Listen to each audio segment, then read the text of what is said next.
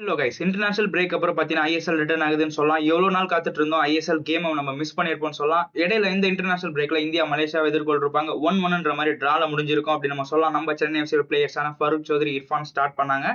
So மனோலோ Marcus ரொம்ப பாசிட்டிவா தான் இருக்காரு. ஏன்னா 2024ல இந்தியன் நேஷனல் டீம் இதுக்கப்புறம் மேட்சஸ் எதுவும் இல்லை, ஏஷியன் கப் குவாலிஃபைஸ்ன்ற மாதிரி 2025 நெக்ஸ்ட் இயருக்கு மூவ் ஆகுது.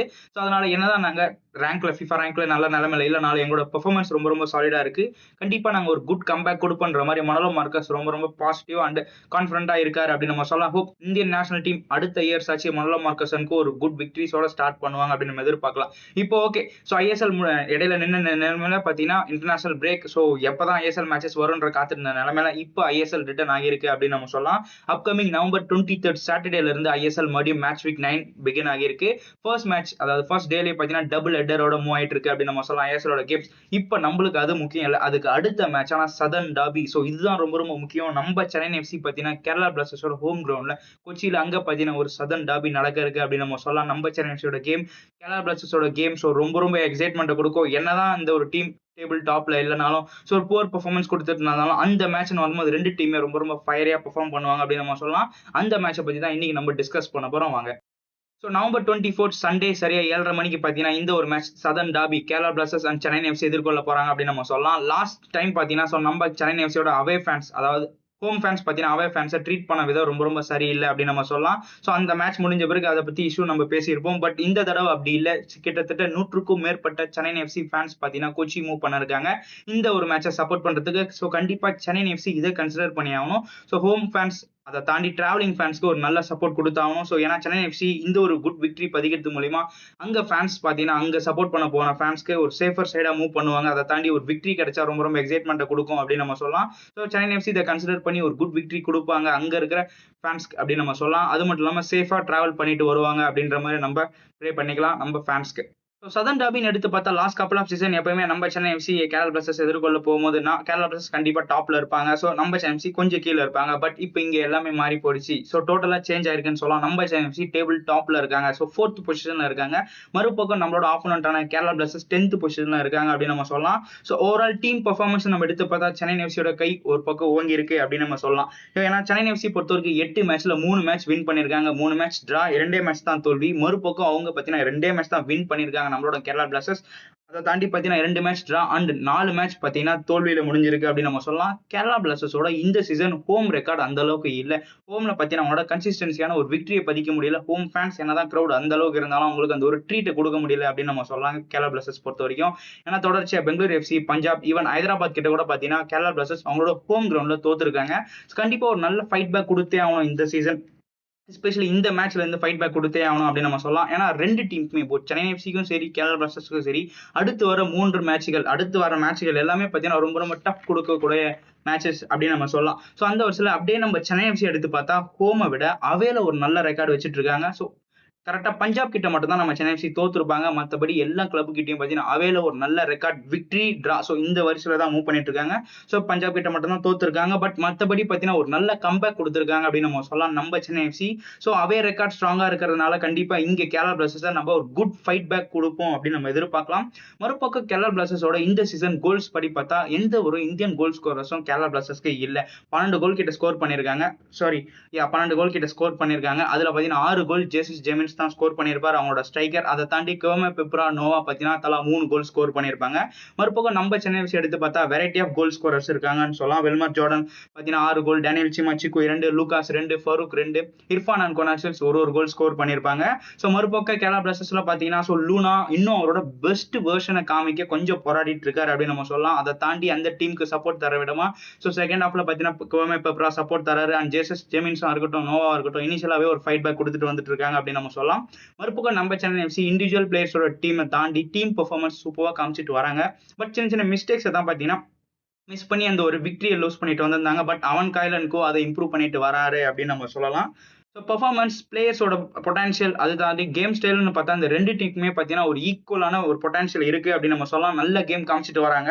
பட் மைண்ட் செட் அளவில் ஒரு கம்பேக் கொடுக்குற ஸ்டேஜஸ்ல அதை தாண்டி பார்த்தீங்கன்னா ஒரு டேபிள்ல டாப்ல இருக்கிறது ஸ்டாட்ஸ் படி பார்த்தா நம்ம சென்னை எஃப்சி கை ஓங்கி இருக்கு அப்படின்னு நம்ம சொல்லலாம். ரொம்ப ஸ்ட்ராங்கா இருக்காங்க இந்த 2024-25 சீசன். நம்ம சென்னை எஃப்சியோட கேம் பொறுத்த வரைக்கும் கொஞ்சம் இன்கன்சிஸ்டன்சி இருந்தாலும் பட் அந்த அளவுக்கு இல்லை. ஸோ பஞ்சாப் கிட்ட தோத்தாலும் அதை தாண்டி பார்த்தீங்கன்னா ஜம்ஷத்பூர் கிட்ட வின் பண்ணாங்க. மும்பை சிட்டி கிட்ட விக்டரி பண்ண வேண்டிய கேம் பட் டிரா பண்ணியிருக்காங்க. ஓகே மேட்ச் தோக்கல. ஸோ அது ஒரு பக்கம் சந்தோஷத்தை கொடுக்குது.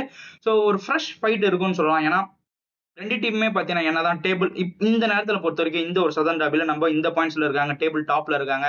ஸோ நம்மளுக்கு கீழே கொஞ்சம் நம்மளுக்கு கீழே தான் கேரளா பிளாஸ்டர்ஸ் இருக்காங்கன்ற மாதிரி நம்ம எதையும் யோசிக்காம ஒரு ஃப்ரெஷ் ஸ்டார்ட் கொடுக்கணும், ஒரு ஃப்ரெஷ் ஃபைட் இருக்கும் அப்படின்னு நம்ம எதிர்பார்க்கலாம். ஸோ என்னதான் நம்ம டேபிள் அந்த இடத்துல இருந்தாலும் இவ்வளோ ஸ்டாட்ஸ் இருக்கு, பெர்ஃபார்மன்ஸ் இவ்வளோ கோல் ஸ்கோர் ஸ்ட்ரைக்கர்ஸ்ன்ற மாதிரி இருந்தாலும் அங்க சதன் டாபில அந்த ஒரு அவே ஃபேன்ஸோட நம்மளோட ஹோம் ஃபேன் சப்போர்ட்டோட ஸோ கிட்டத்தட்ட ஒரு பேக்கேஜ்டு கேம் இருக்கும் அப்படின்னு நம்ம சொல்லலாம். நம்ம Chennai FC and Kerala Blasters southern derby வந்துச்சுன்னா அப்படின்னு. ஸோ ஒரு பக்கம் நம்மளோட கேரளா பிளாஸ்டர்ஸ் பொறுத்த வரைக்கும் பார்த்தீங்கன்னா ஒரு கன்சிஸ்டன்சி கேமை காமிக்கணும்னு ஆசைப்படுறாங்க. ஏன்னா லாஸ்ட் மேட்சஸ்லாம் பார்த்தீங்கன்னா அவங்களோட கன்சிஸ்டன்சின்ற ஒன்று இல்லவே இருந்திருக்காது அப்படின்னு நம்ம சொல்லலாம். ஹோம்ல எஸ்பெஷலி ஃபேன்ஸ்க்கு ஒரு கன்சிஸ்டன்சி ட்ரீட்டை கொடுக்கணும்னு ஆசைப்படுறாங்க கேரளா பிளாஸ்டர்ஸ். மறுபக்கம் நம்ம சென்னை எஃப்சி பிளே ஆஃப்ல அவங்களோட ஸ்பாட்டை பார்த்தீங்கன்னா நாங்கள் இருக்கோம், எங்களுக்குன்னு ஒரு ஸ்பாட்டை கொடுங்க, எழுதி வைங்கன்ற மாதிரி ஒரு பெர்ஃபார்மன்ஸை காமிச்சிட்டு வராங்க. அதுக்கு இந்த ஒரு மேட்ச் ஒரு குட் விக்டரியா இருக்கும். நம்ம சென்னை எஃப்சிக்கு வின் பண்ணாங்கன்னா நல்ல பொசிஷன் போக முடியும் அப்படின்னு நம்ம சொல்லலாம். கேரளா பிளாஸ்டர்ஸ் பொறுத்த வரைக்கும் அவங்களோட லாஸ்ட் 3 மேட்சுமே ஹேட்ரிக் லாசஸ் அப்படின்னு நம்ம சொல்லலாம். இதுல முக்கியமானதுன்னு பார்த்தீங்கன்னா முகமதன் ஸ்போர்ட்டிங் கிளப் கிட்ட விக்டரி.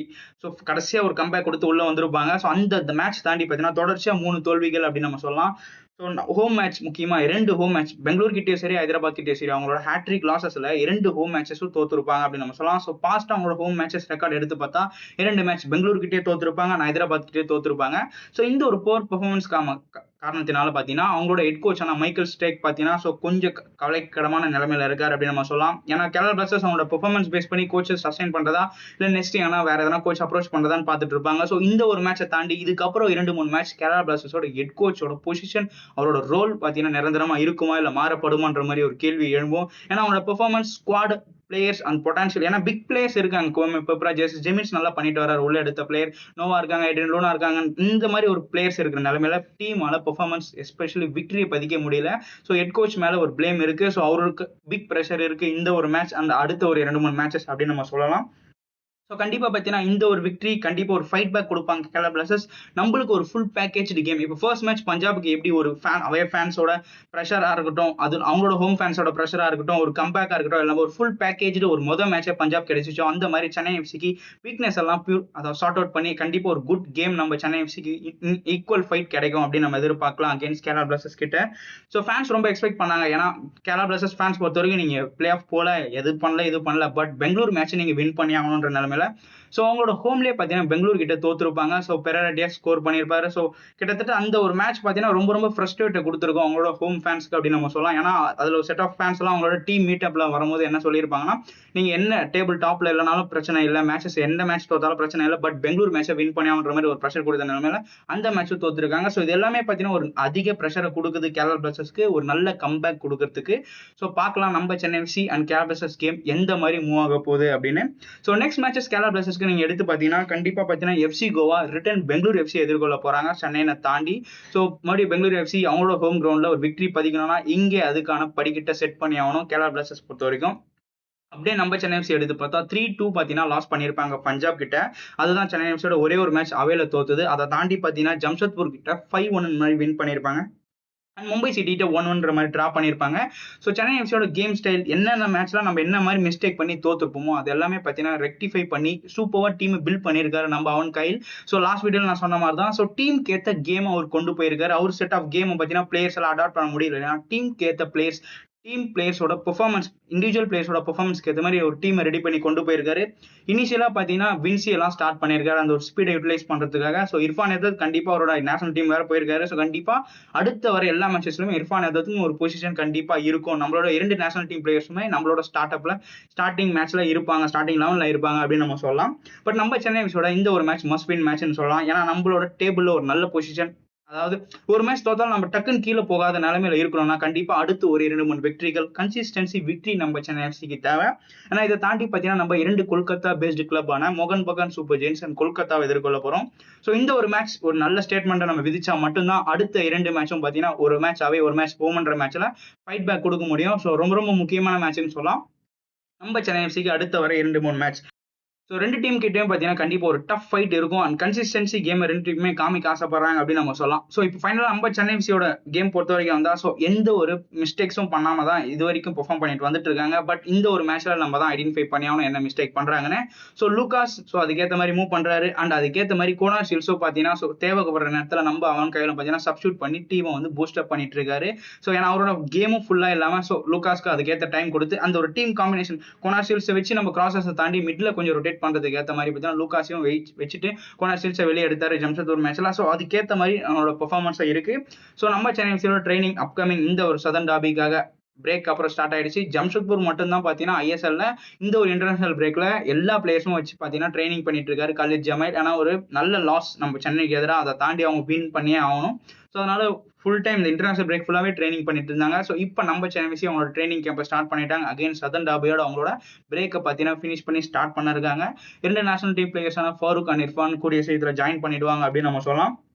ஸோ நம்மளோட டீம் உண்மையாவே பார்த்தீங்கன்னா ரொம்ப ரொம்ப ஸ்ட்ராங்கா இருக்காங்க. அந்த அளவுக்கு பிளேயர்ஸ் இண்டிவிஜுவல் பொட்டன்ஷியல்ஸ் இருக்கு.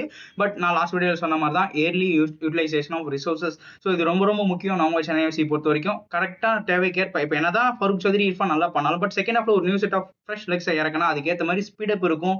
ஒரு டிஃப்ரெண்ட் செட் ஆஃப் கேம் கிடைக்கும். இப்போ இர்ஃபான் ஃபருக் இருக்கும்போது மிட்ல ரொட்டேட் ஆகிறத தாண்டி கிராசஸ் அடிக்கிறாங்களா. இப்போ new set of players like Gurkirat நீங்க கியானை கொண்டு வந்தீங்கன்னா குர்கிரத் சடன் ஷாட் எடுப்பாரு, பாக்ஸ்ல வெளியிருந்தே ஒரு லாங் ஷாட் எடுப்பாரு. ஸோ இந்த மாதிரி ஒரு நம்மளுக்கு ஒரு ஹெல்ப்ஃபுல்லான ஒரு எப்படி சொல்ற சடனா ஒரு ஷாட் மேக் பண்றதுனால ஒரு பிரஷர் ஆப்போனன்ட் பாக்ஸ்ல கிரியேட் பண்ண முடியும். கோல் கன்வெர்ட் ஆக அதிக சான்சஸ் இருக்கு.